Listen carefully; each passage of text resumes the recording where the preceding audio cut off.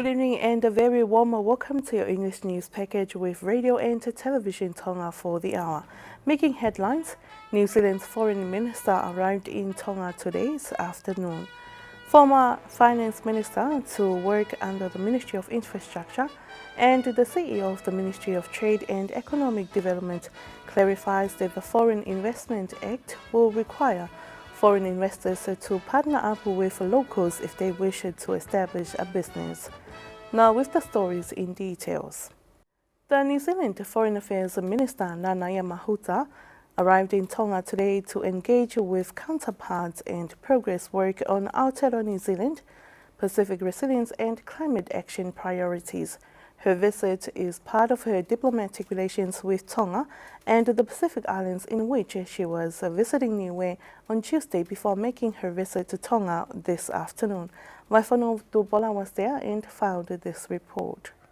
She was welcomed at the Whakamotu International Airport by her Tongan counterpart, the Honourable Minister of Foreign Affairs, Whekita Moiloa Utoikamanu, and the Trade and Economic Development Minister, the Honourable Dr. Viliami Waske Latu.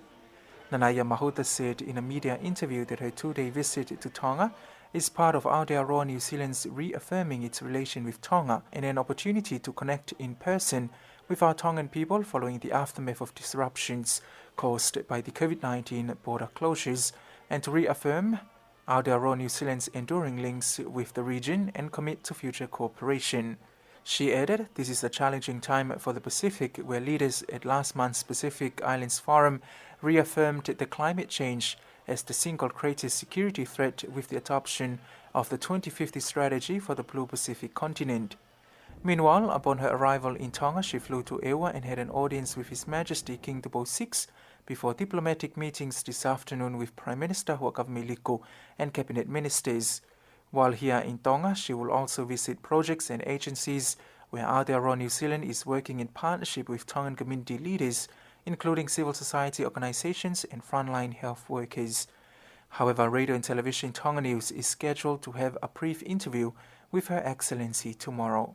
Waiwhanau Paula for Radio and Television Tonga News. The Minister of Infrastructure, Honourable 17 Moimoi, confirmed to Radio and Television Tonga News that the former Finance Minister, Tongatapu Moiaki, is now working under the ministry. Moiaki is working in the ministry's Project Management Unit, which oversees the major construction projects. Mark Ake tells you more. The Infrastructure Minister, Honourable 17 Moimoi, told Radio and Television Tonga News that this is a milestone for the ministry as they have gained a hard-working man with experience and capabilities to work for the ministry and arrange major projects from overseas in the kingdom to build a resilient Tonga. I'm really excited to inform the public about Tongatapu Moiaki, who is currently working in my ministry. He is the one who provided money during the tsunami. Now that he's with the ministry, he can talk to the Asia Development Bank and World Bank since he is familiar with projects in Tonga, particularly large projects like wharves, road maintenance projects, and the Japanese airport assistance. Moimoi also clarified that Moiaki is not paid by the ministry or the government, but instead he is paid by project donors from overseas. Since the massive eruption on the 15th of January, the country has suffered extensive damage, and the ministry is responsible for rebuilding the country's infrastructure.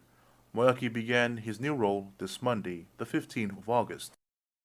The CEO of the Ministry of Trade and Economic Development, Queen Halamaka, clarified during a press conference yesterday that the Foreign Investment Act will require foreign investors to partner up with locals if they wish to establish a business.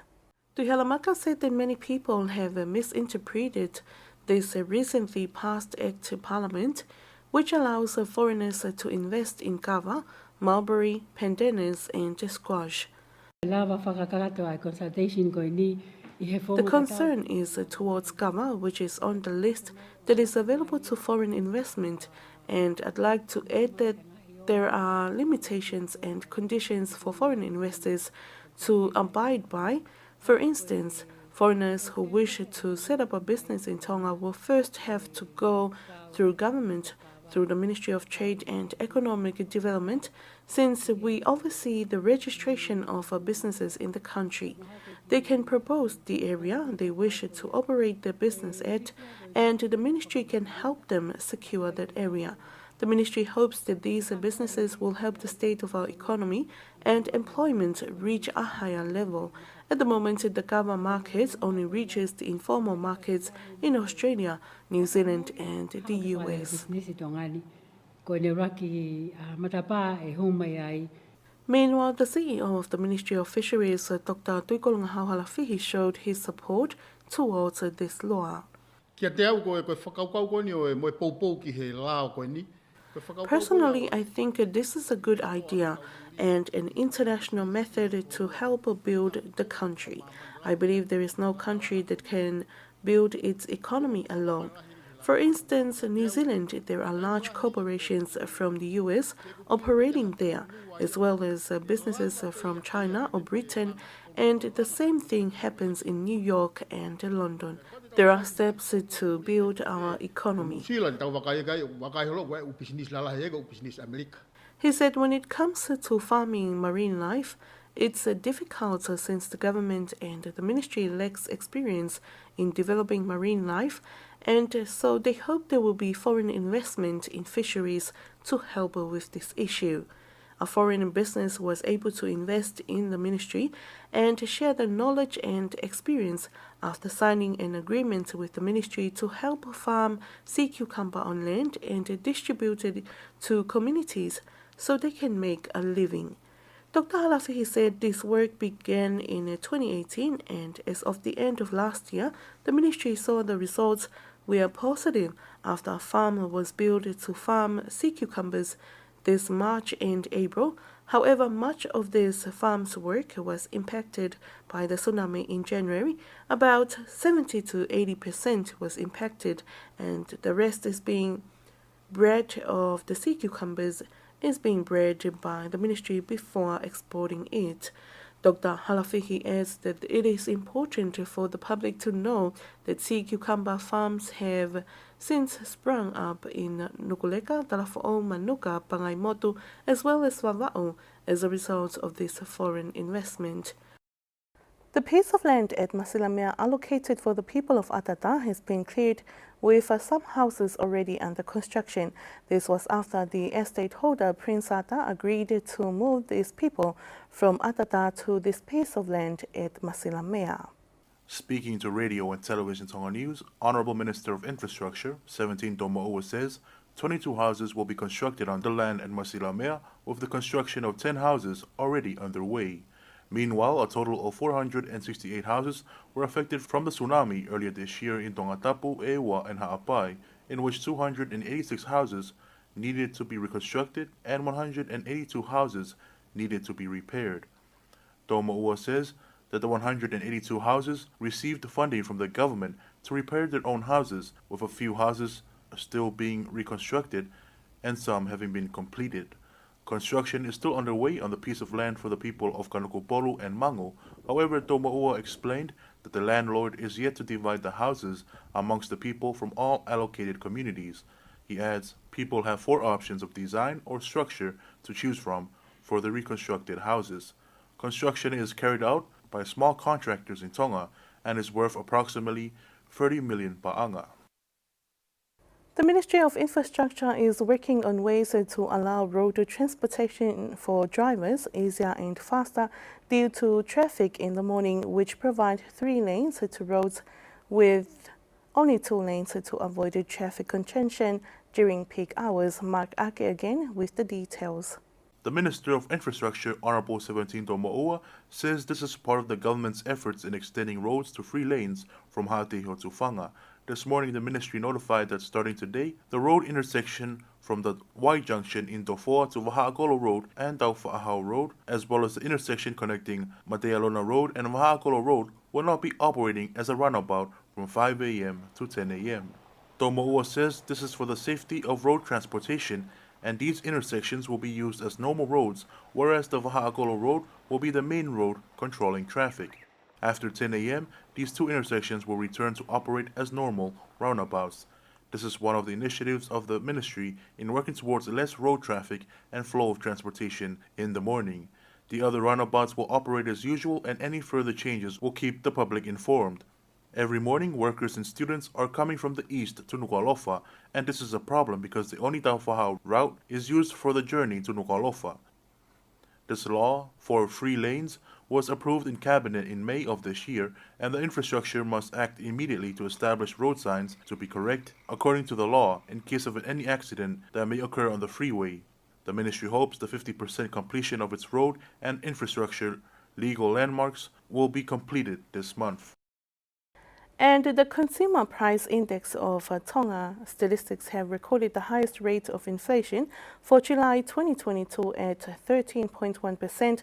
The last time rates were this high was back in January 2004 when inflation was 13.4%.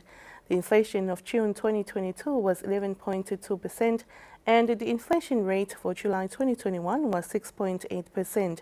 When comparing the annual change in local and imported indices for July 2022, the local index marked an increase by 11.2% and imported index also increased by 11.5%. The Consumer Price Index also recorded an increase of 2% from June 2022. In comparison with the month of May, local index recorded an increase of 2% and import index increased by 1.9%. For the previous 2 months, June 2022 recorded an increase by 0.9% and increased by 1.5% in May 2022.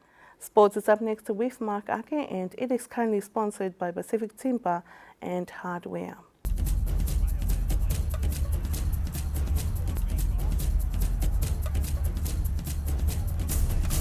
There will be more boxing competitions in the future to help develop local fighters. This comes after the Tonga Boxing Association announced that they will host one tournament every month, including 2 competitions next month. This initiative from the TBA is also part of preparations for regional competitions in the future. The secretary of the association, Mantale Funaki, says there will also be boxers from abroad featured in these upcoming local tournaments. We have a Australian team, Tongan team from Sydney. They'll be here on the 8th of next month. At the moment, I'm communicating with Tahiti. They're interested in our competition here. They're wanting to bring 3 or 4 athletes over to Tonga to compete in our local competition. TBA will be hosting a tournament every once a month to keep the locals active, the local boxing in the community. There's a lot of new novice boxers that are coming through, and they need more competition. So we are planning that at the moment with TBA. We've got 2 tournaments next month, one on the 10th and the one on the 17th, and then we continue on to the October. We'll have another competition in October, one in November, one in December. It will continue, so we can find and select boxers who are good enough to prepare for the Pacific Games next year. It's held at Solomon Islands. That will be in November, December next year. And we also have the Olympic qualifier, which starts next year as well. So we want to have this ongoing development so we can bring in these overseas boxers so we can select and we can put them into slots where they can prepare for the Pacific Games and prepare for the Olympic qualifying that's held at likely in Fiji next year in March. So we're looking forward for the ongoing development with the locals. Young boxers from the outer islands have already started preparing for next month's events. The tournament on the 10th of September will be held at Upfo'o College, and then on the 17th it will be held in Kolmotua.